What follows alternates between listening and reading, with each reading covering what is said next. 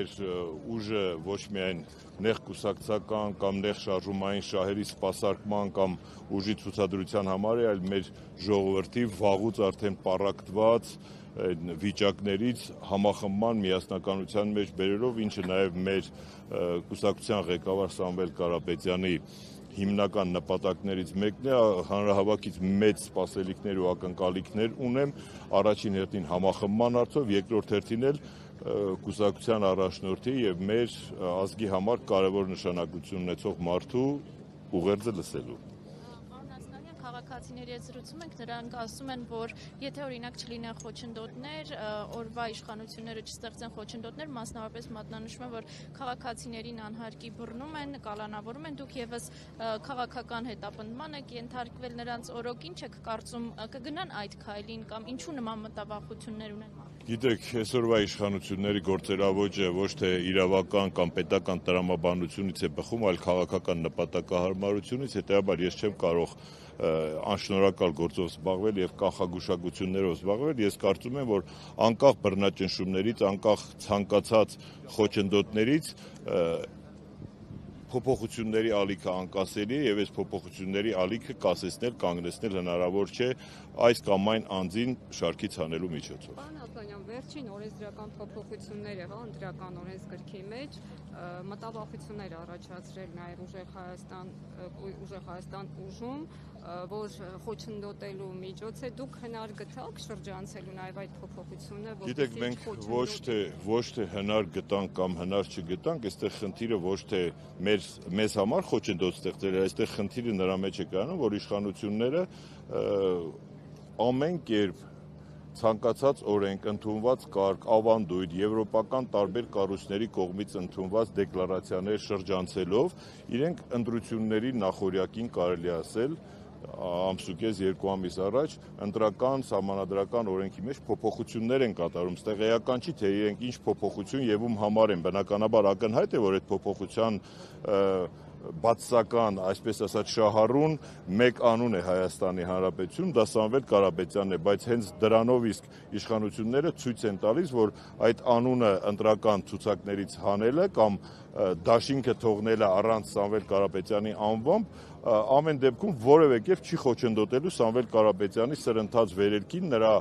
հեղինակության բարձրացմանը ու որևէ կերպ դրան ես խոչընդոտի աշկերով որպես Ուժեղ Հայաստան ուժի ներկայացուցիչ չեմ համարում։ Ուղղակի այստեղ խնդիրն է, որ իշխանությունը ամենաթողության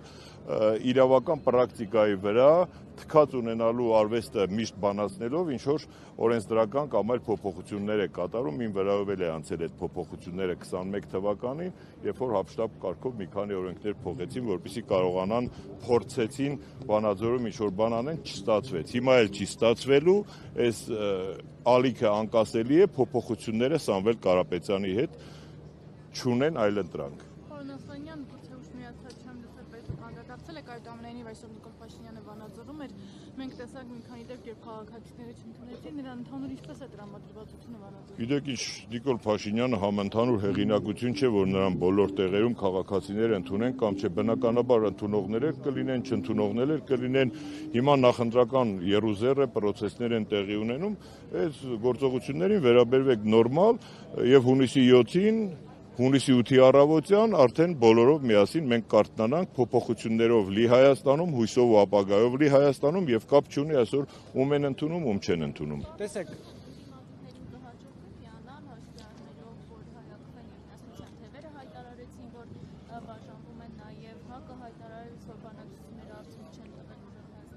Գիտեք, ընդդիմության միանալ ասել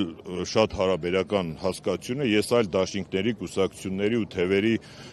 գործողությունները մեկնաբանելու ոչ լիազորություն ունեմ, ոչ էլ նման ինձ իրավունք եմ վերապահում, ամեն ուժ, կուսակցություն, կարծում եմ առողջ բանականությամբ օժտված ցանկացած Հայաստանի Հանրապետությունում գործունեություն ծավալող անձ, անհատ եւ կուսակցություն պիտի ճիշտ հաշվարկի իր քայլերը, պիտի հերթական անգամ մենք չգնանք փոշիացման ճանապարհով եւ կարծում եմ մենք հենց այդ ուղու վրա ենք, տարբեր կուսակցություններ հայտնի ու քիչ հայտնի արդեն հայտարարել են նախապատվությունը այլ քաղաքական ուժերի տալու մասին եւ իրենց ընտրությունների չմասնակցության մասին, կարծում եմ դրանք կհետևեն, դա էլ է միացում հենց ընդդիմության միացում չի նշանակում միասնական ցուցակ կամ ինչ-որ անհասկանալի միավորումներ, ընդդիմության միացում նշանակում է միացում գաղափարին, միացում մտքին, միացում շարժման, իսկ այդ շարժումը մեզ տանում է դեպի հունիսի 7-ի հաղթական ընտրություն։ Հունիսի 7-ը նաև մայիսի 3-ն ու 4-ն է, երբ եվրոպական տարբեր երկրներից ներկայացուցիչներ են լինելու այստեղ գագաթնաժողովին, սա իր խորքում նաև աջակցություն է Փաշինյանի իշխանությանը, առհասարակ դրսի վերաբերմունքը, որոշակի առումով կոնսենսուսը, ինչպես եվրոպական միությունը շատ խայտաբղետ այս պահին միավորում է եւ չեմ կարծում թե իրենց հասարակության վստահությունն ու հեղինակությունը այնքան վայելում են, որ մի հատ էլ այդ ալիքը տարածվի հայ հասարակության վրա, գալիս են թող գան, գնան, ես կարծում եմ որևէ ազդեցություն չի ունենա, որովհետեւ մենք տեսնում ենք եվրոպական տնտեսության փլուզում, եվրոպական արժեհամակարգի, արևմտյան արժեհամակարգի փլուզում հանուն քաղաքական